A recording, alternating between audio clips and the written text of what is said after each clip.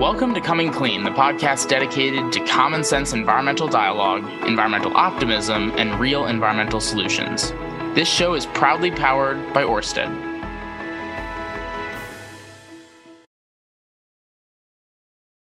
Welcome to the Coming Clean podcast. I am not Benji Backer, but Stephen Perkins. Nice to meet you.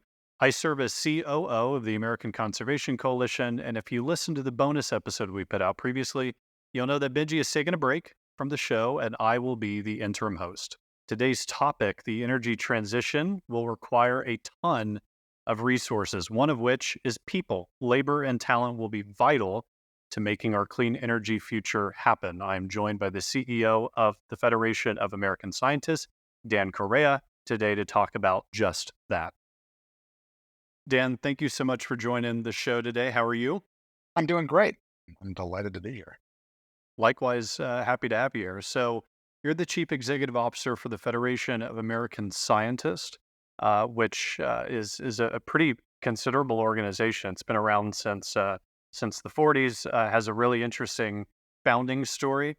I'd love some more background from you just about what FAS does, kind of what that story is, and then how you got into this role. Absolutely. Well, excited to be here.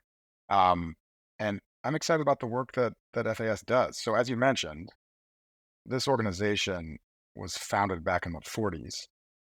I'm not sure if you've seen the summer blockbuster Oppenheimer, but it was actually the scientists featured in that film, who were the scientists behind the Manhattan, who came together in 1945 and decided that at the dawn of the nuclear age, issues of nuclear weapons and national security were too important and becoming too technical in nature for scientists and the scientific community to sit on the sideline. So this organization, my organization, got its start as an organization, a public interest organization devoted to the idea that we need more engagement from the science community on issues of critical policy importance and social impact. And that mission is something we carry through today. In today's world, we work on, we continue to work on issues of nuclear weapons and related national security issues, but we also work on a much broader range of topics, ranging from climate to economic opportunity and clean energy, where the technical community and science and technology and innovation have a lot to say and a lot of ideas to offer as part of the solutions to these pressing societal problems. I got to this work through a slightly different story, actually. I actually came to this organization after spending time in government. Back in the Obama administration, I had a chance to serve in the White House, where I worked on a range of issues, including crafting President Obama's innovation strategy. And for me, that experience was just massively transformational. I had always been, throughout my career, someone who has worked on science, technology, and energy and related policy issues. But my time in government, I think, was for me like a deep education in how government actually works, and created, I think, in me a lifelong dedication to helping it work better on these issues. And so that's a lot of what we do today at this organization, and why I'm so committed to it. It's the biggest lever we have in all of these domains. And we need more smart people, including the science community, focused on helping it set its agenda and helping it implement good ideas better. Yeah, and I want to talk a little bit about the role that policy plays in the scientific community and why it is so important that you have a liaison between the two. But I want to go back a little bit further for you, and before you got into even government work or anything like that. what led you down the path of policy? And I know your education background's in economics. What was it that, in your younger, your college days that made you think I want to go into the policy space? I want to work with government, or I want to do kind of things that you've done before FAS. For me, it had a lot to do with where I grew up. So I grew up just outside of Schenectady, New York, which, if you're not familiar, um, is the place where General Electric was founded and grew Yeah. over much of the 20th century. In recent years, including when I was growing up there, much of that economic activity and much of its workforce had moved um, both to other parts of the country and abroad. And the experience of living in a Rust Belt community, in a city that was built for a much larger population, the population of the town had shrunk substantially. Um, motivated me very much um, to seek answers to the questions about why regions and communities thrive and what it is that we can do to help places like Schenectady find their footing and become more active participants in the 21st century economy. And so that is something that I carried with me to um, my journey through higher education. Um, I spent a good deal of time studying political science, government, um, and ultimately, um, the more time I spent researching and studying these questions like regional divergence, the more honed in and focused I became on issues related to um, innovation, entrepreneurship, the types of transformations that are critical for regions to grow and thrive. And so that was how I got involved in public policy, because the thing I realized was um, government has a deeply underappreciated role in this, um, and it's a role that there are lots of things we can do through public policy, and arguably, um, it's where there's a binding constraint on helping places like Schenectady in my childhood find their footing. So that's how I got into policy. So I came into science and technology through the notion of studying economics and innovation and economic growth and competitive clusters and sectors. Well, I think the story of that hometown and what they went through, especially with some of the job loss and the change of their economy, is helpful in the conversation we're going to have today about the energy transition and how we develop and retain the talent in that industry as that transition happens. But before we go there, I want to talk about that piece about why policy is so important to the science community. I mean, I think anyone who pays attention to Congress or to our government Okay. knows that it is not run by scientists. It is not run by people who have a background in some of these really important areas. And so, obviously, FAS is sort of what I would consider like a liaison between the two. You're bridging the gap between government and industry, and a lot of that work that happens. Why is it so important that bridge is built? We have a robust post World War II consensus um, that underpins the economic growth that this country has experienced since. And so I think it would be um, a deeply overlooking that consensus to not start with the observation that the federal government and policymakers in particular, um, on a bipartisan basis throughout that time period, have valued investing in advancing the frontier of science and technology. Um, and that those investments um, have given us, through lots and lots of actions of the federal government and policymakers, um, massive breakthroughs that transform the economy, lifted millions out of poverty, extended lifespans, and brought us technology that has dramatically reshaped the way we live our lives. So I think the number one component here is that these are deeply intertwined.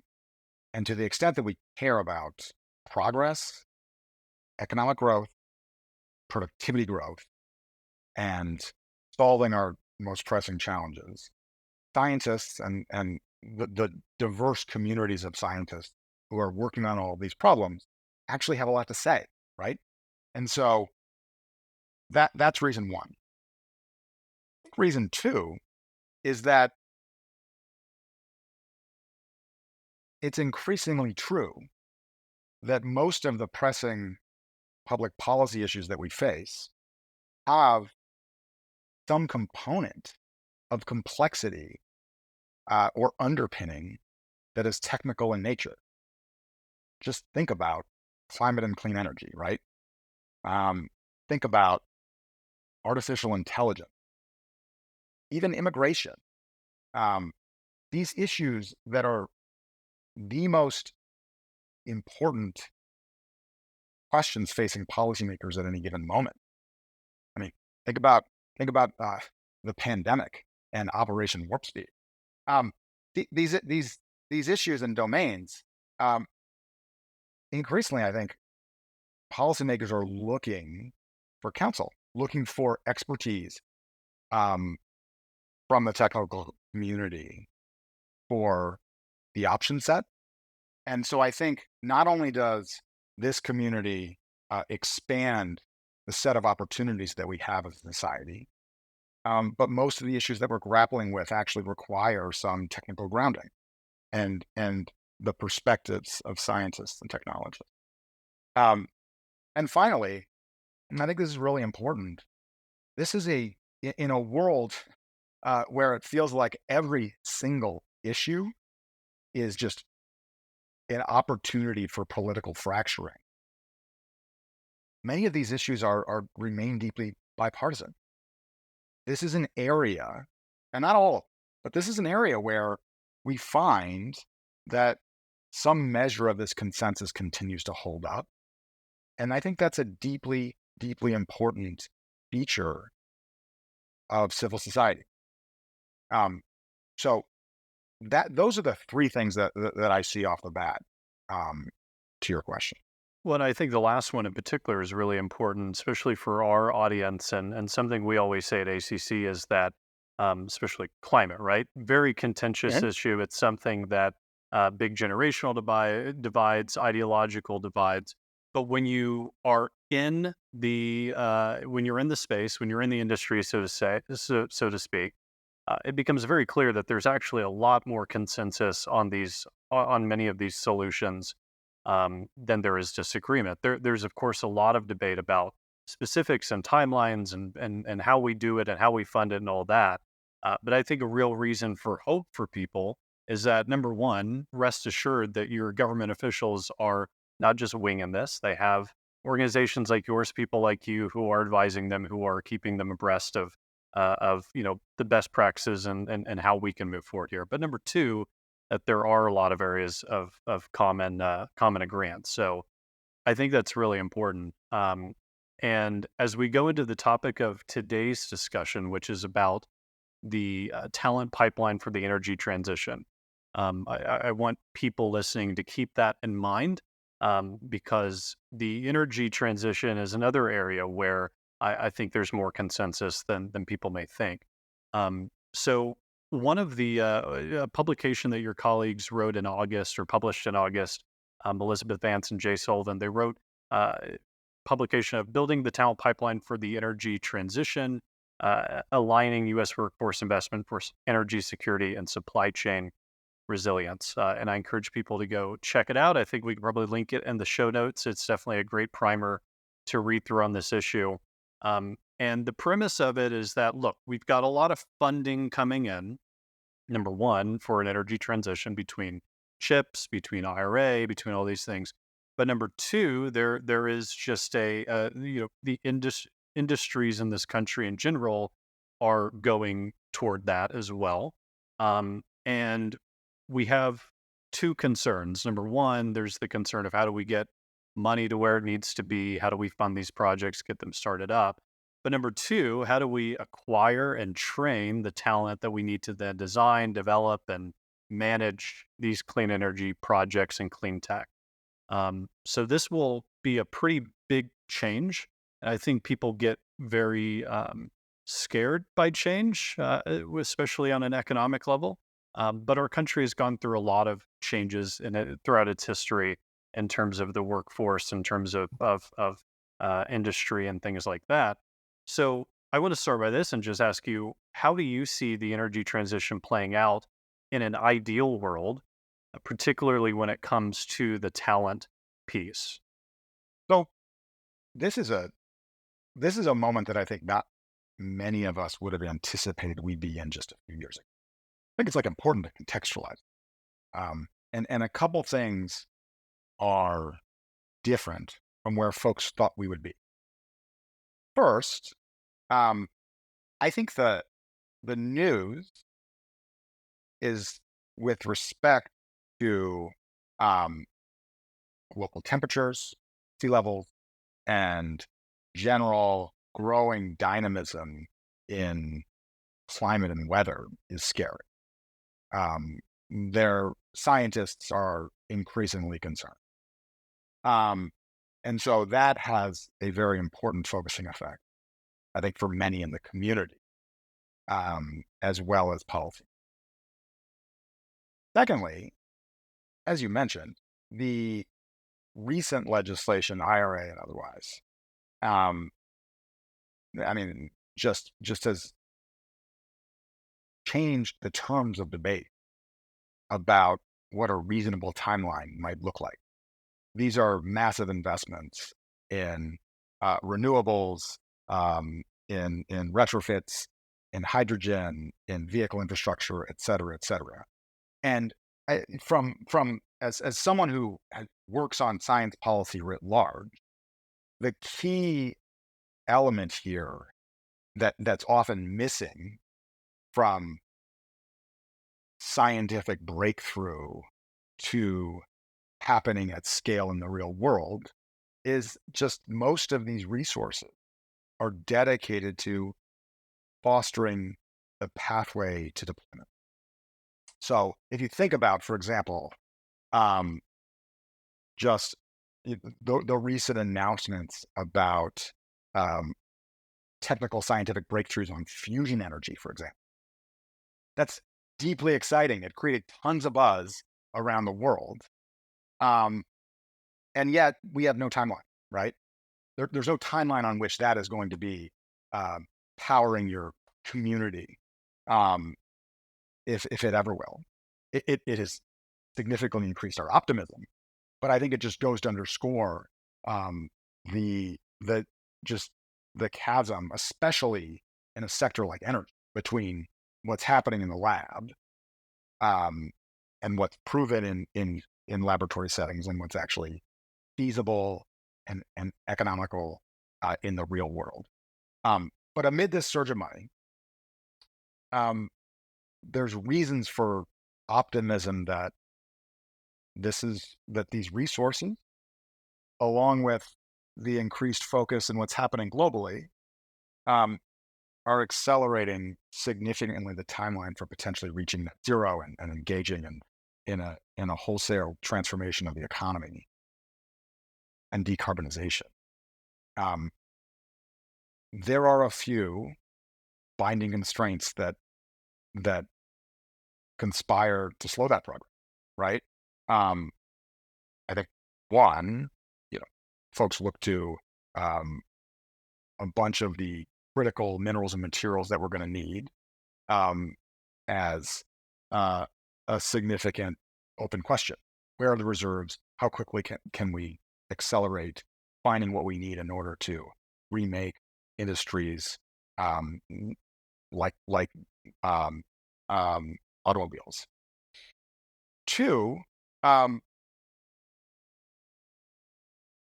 deployment of large-scale infrastructure requires not just technical know-how, right? Renewables are already cost competitive, absent incentives, outcompeting coal, for example. But it's like a very real question: how quickly can our electrical grid and infrastructure actually transform in order to accommodate the needs of renewables, et cetera? And I think that's like the most salient example. But I think there's lots and lots of questions of deployment that are going to be important to grapple with if acceleration is going to be feasible. And then lastly, and this is to the point of the paper and to your question, talent workforce amid reshoring of supply chains as part of its acceleration in this sprint. I think this is one of the big potential challenges, and there's things that we can do about it. So you reference the paper, the proposal that we've published, which the thrust of the idea is to replicate some of the best of what's worked in the Federal Department of Labor's Trade Adjustment Assistance Program and craft something similar for this kind of thing. And for those who don't know, in order to minimize the downsides of offshoring, the federal government has programs that are dedicated to helping workers avail themselves of the training they need in order to find new jobs. This is a piece of what an overall talent strategy will need to be. And I think government has a significant role in fostering that. But the biggest question is timing and acceleration. And so you have to look to respective candidate communities that on which we need to draw. So one, quite immediately, lots of advanced industries need STEM talent. We are making it quite hard right now for STEM talent to immigrate to the United States. There are tangible things we could do to enhance STEM immigration, and we're seeing that that's going to be a not just in there's stories right now about the semiconductor industry struggling to hire. That's going to be a critical area, not just in semiconductors, but in a whole host of technologies that underpin the clean energy revolution. Two, there's a whole bucket like the Department of Labor's Trade Adjustment Assistance, a whole bucket of programs that we're going to need and that this administration is already talking about to help folks get access to training and opportunities in different sectors. We're going to need people doing technical work in manufacturing, retrofitting, et cetera. And that is fundamentally an exercise in retraining. There are some very successful programs at the state level that need to be turbocharged and replicated. But these things are really hard because the historic challenge of workforce training programs has been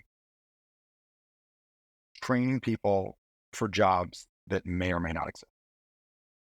And so ensuring the nexus and the feedback loop from those investments to jobs that are there where there's really growing demand is. And then finally, the third pillar here is ensuring that our talent pipeline, K-12 and post-secondary and technical training are continuing to evolve over time to meet the needs that I just articulated. And so those systems can be quite responsive, but these things take time, and time is what we don't have. So I think this is in particular, and for this audience of folks that are thinking about this and probably grappling with some questions of talent and career, this is an area where we need massively more. I do when I look at how other countries, particularly, obviously China, educates their citizens quite a bit for these more technical roles, and they've been doing that for a while. When I look at American education, I used to work in a role where I was working with CTE organizations, career technical education organizations, and the funding was always a challenge to get right and distribute in a way that made sense, and even just interest in these programs. It was hard to get kids interested in whether it's a STEM education, a STEM career pathway, or whether it's more traditional CTE. There are issues with getting women into STEM, getting minorities into STEM. Like these are such huge issues, and probably probably the topic of a whole other podcast. But when you look at the education side, because you mentioned a few things, you mentioned the supply chain, you've mentioned immigration. That's a big piece that I want to touch on. We talked about some of the timeline, the challenges with those training programs. But on the education piece, how do you think about that challenge of getting kids? Some of them are actual kids, right? Middle school, junior high, but also people are going into college and are becoming adults and try to figure out where they want to go work.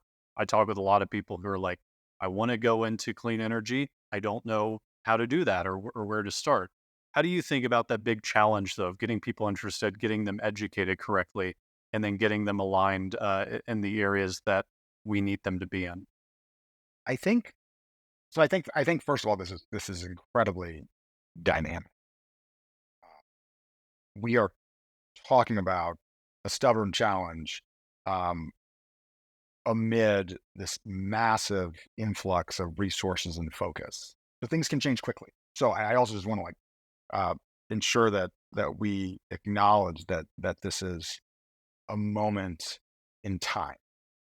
Um, so I think there's a backdrop here that you're referring to, right? Which is when we look at um, test scores compared to peer countries in math and other um, subjects that we think are of growing importance rather than decreasing importance, um, there's significant cause for concern, and especially amid some of the backsliding during the pandemic.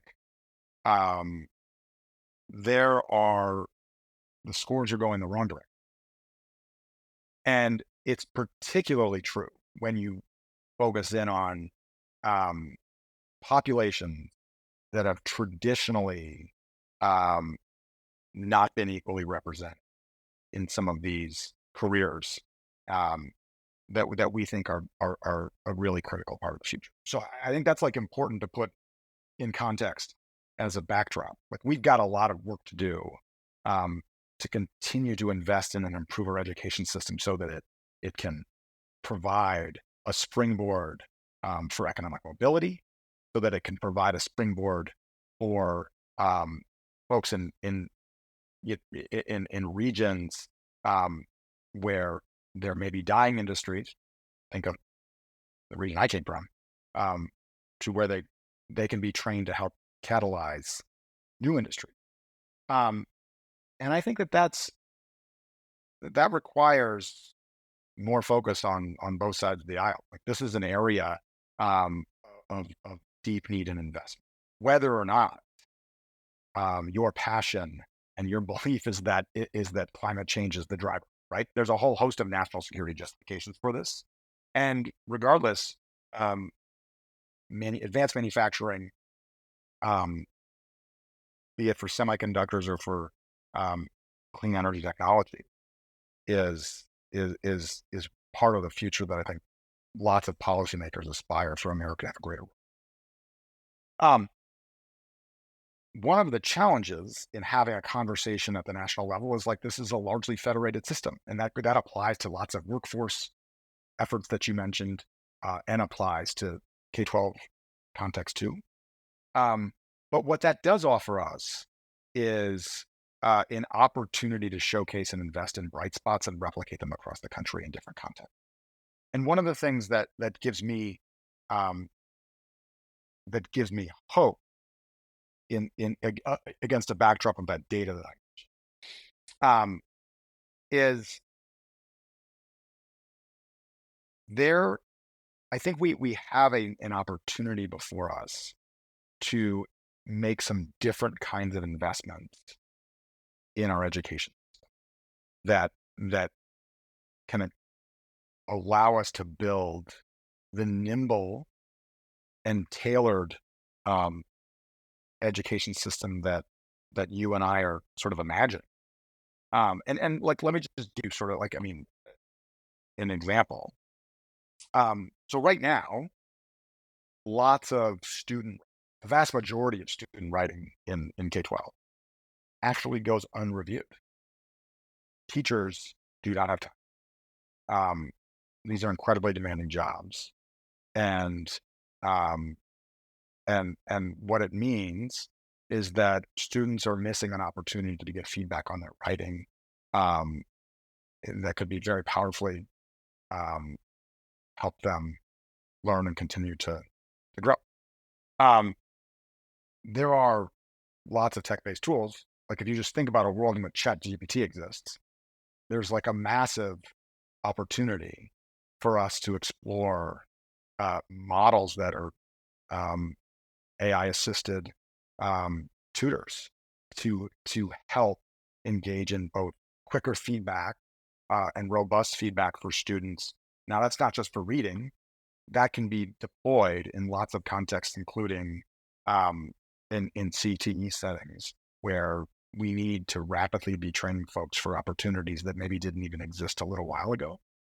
And so I think of some of these types of tools and opportunities as part of the future, where we both need to be investing in models and piloting them and evaluating if, in fact, they work as well as the initial evidence is suggesting they do.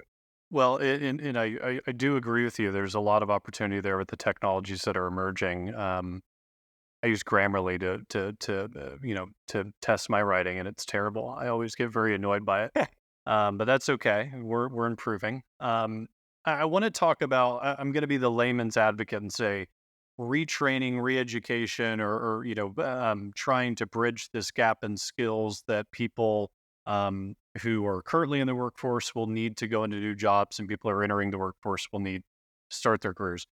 What does that look like? Are we talking about, a coal miner who's going to a technical college now? And what does the funding for that look like? Like, what are the logistics behind retraining a workforce, and what are the venues that happens in?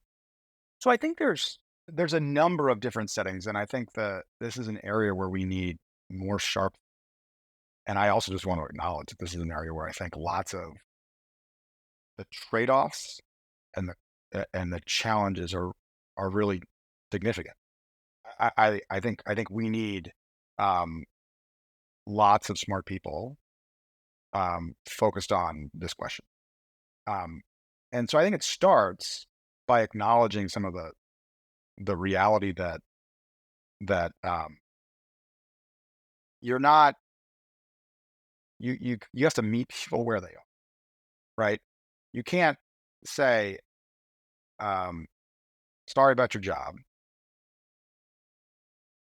All you got to do is get trained for this other job. And I know, by the way, that's going to be 5 towns over. It's going to be an hour and a half commute, and it pays less.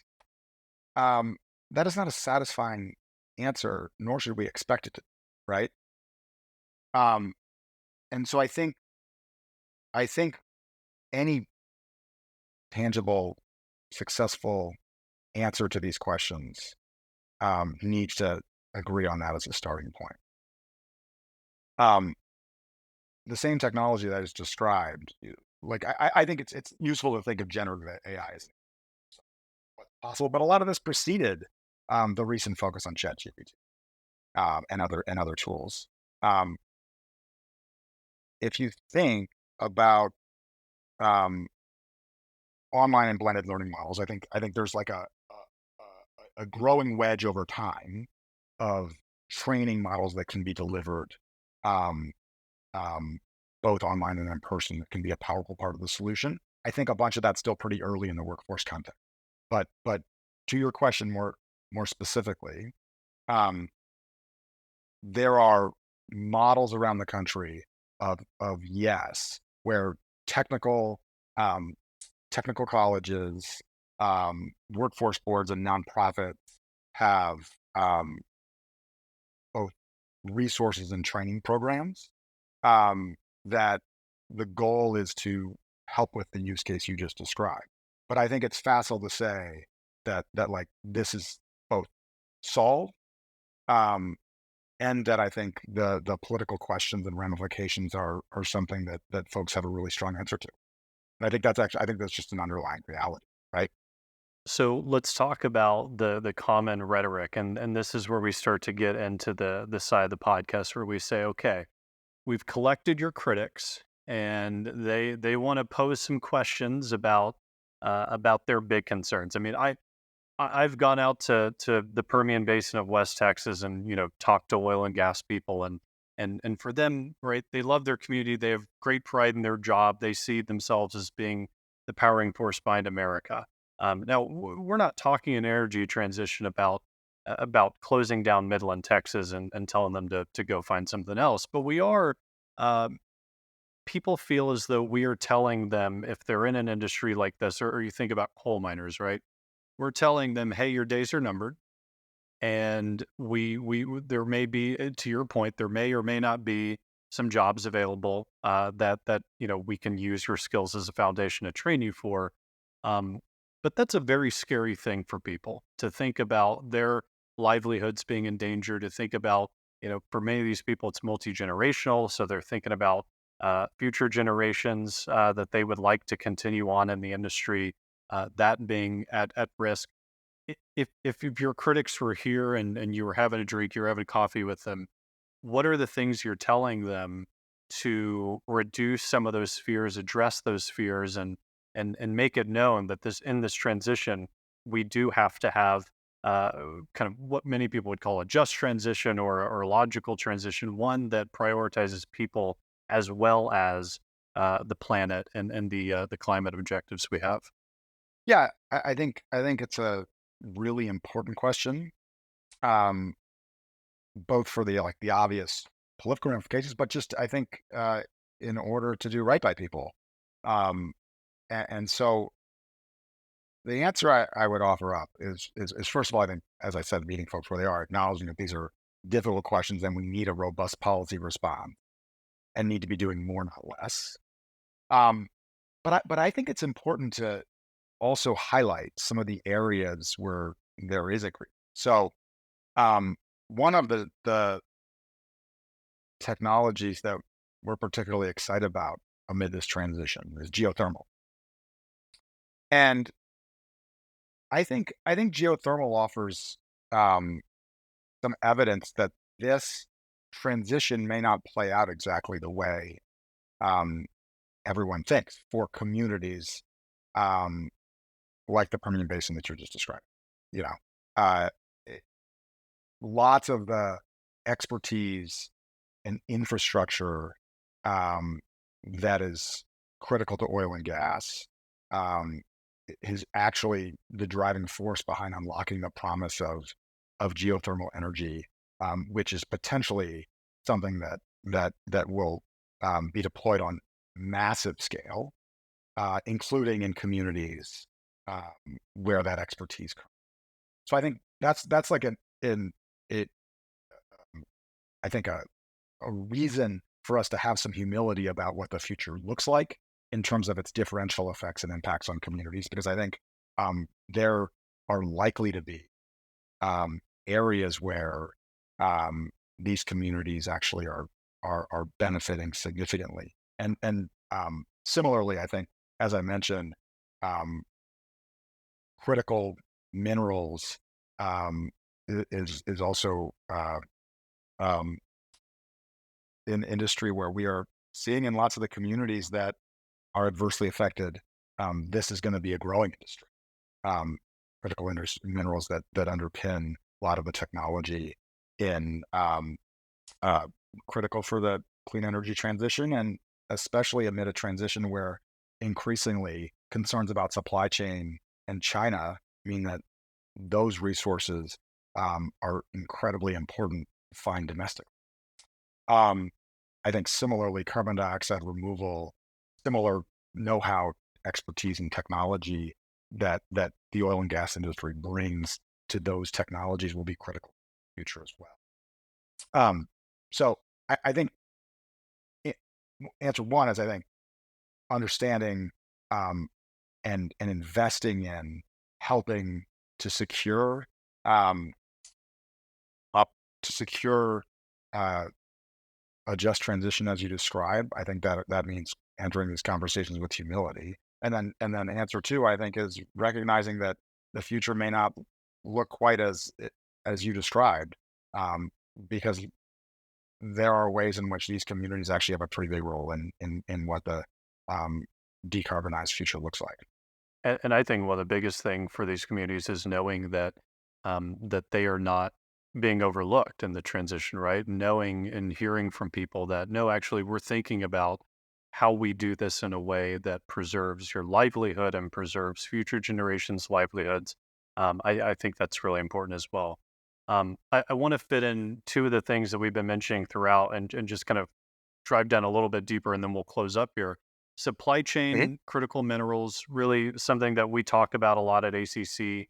As you talk about reshoring, I think that's a really great opportunity for America to be back in the manufacturing seat and for us to have some real leadership on a global scale. So that's number one.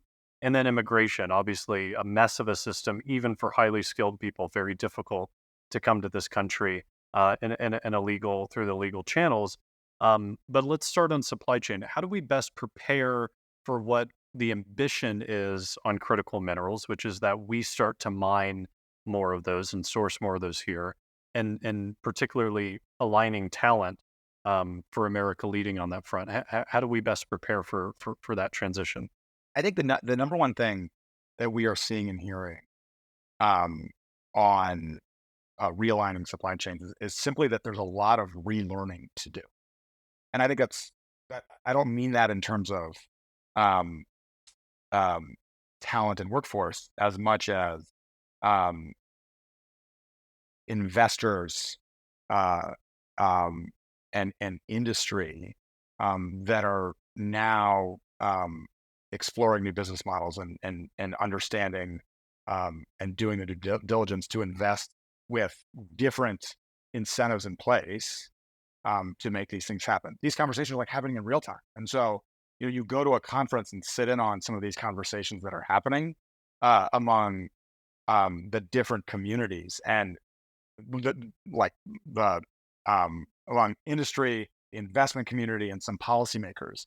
And it's the surprising thing is that um, a lot of this is um, these conversations are happening for the first time, simply because many of these things have been gone for some time. So I think there's a bunch of investment that's coming, that's growing.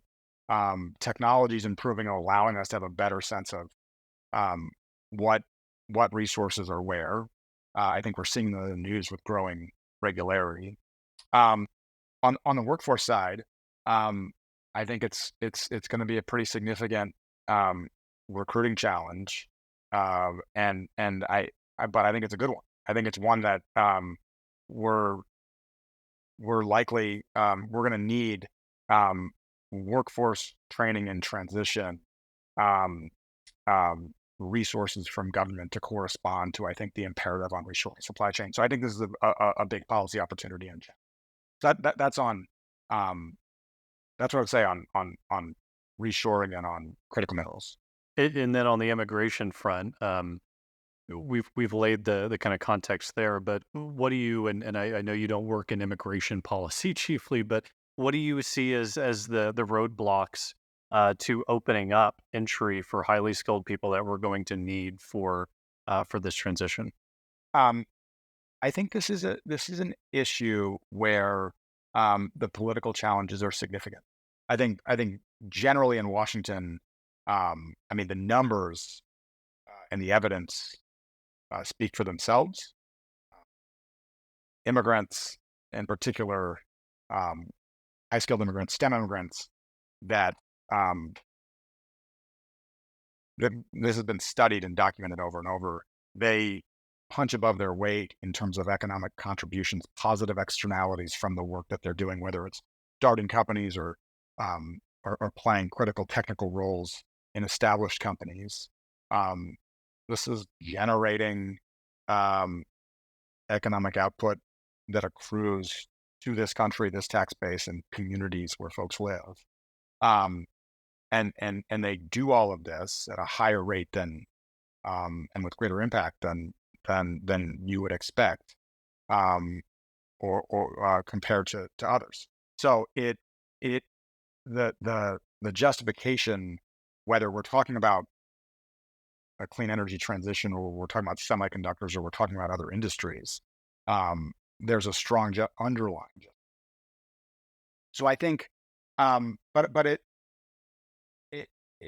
I also want to acknowledge that for lots of people, that narrative, even though this is what we have done time and again over the course of our history as a country, that narrative is less well known, and just, there is a perception among folks who already, may feel like their jobs are at risk, that this is a zero-sum phenomenon.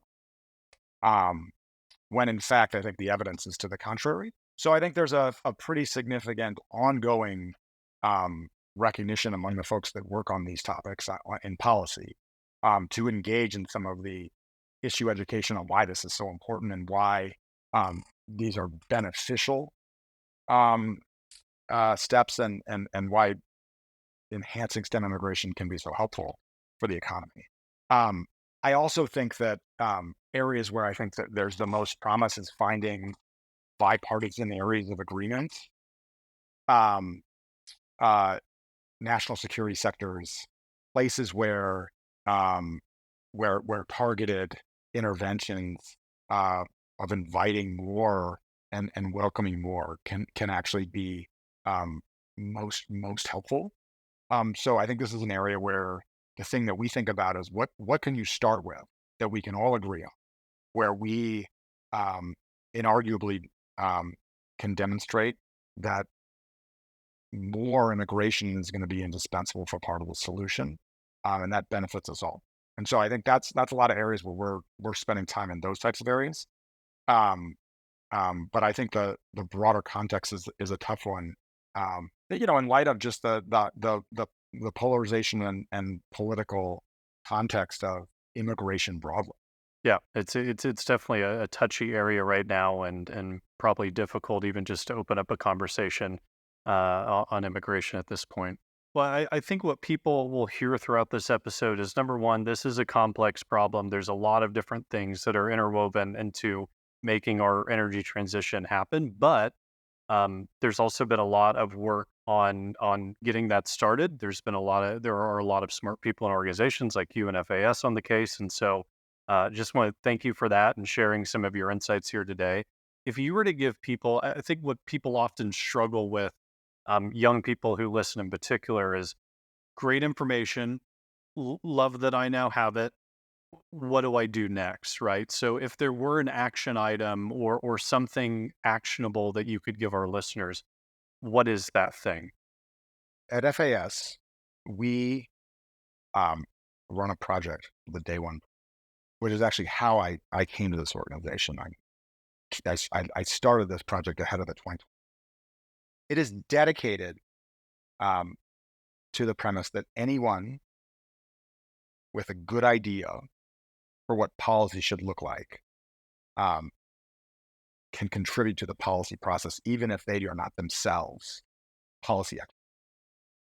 And so my invitation for the audience would be, if these are issues that you care about, if there are particular issues where you think governments at some level should be doing something differently, we'd love to hear from you. and we'd love to work with you to take the kernel of an idea into something we think, with our help, can have massive potential to become actual policy, because there's a science and a process to doing that.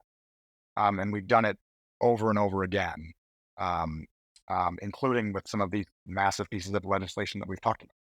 So I think that is one specific example of how folks can raise their hand and get involved. But it's, I think, an example that illustrates a broader point that I think you started with, which is that if you have a general passion for this area, and I think, as you said, this is a generational phenomenon,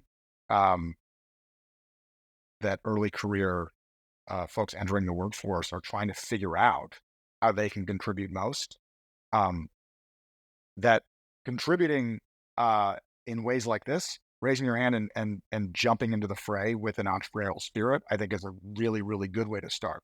Whether or not you want to go join government someday or not, this can be a pretty exciting way to deepen your expertise on the connectivity and deep intertwining of policy and industry in this space.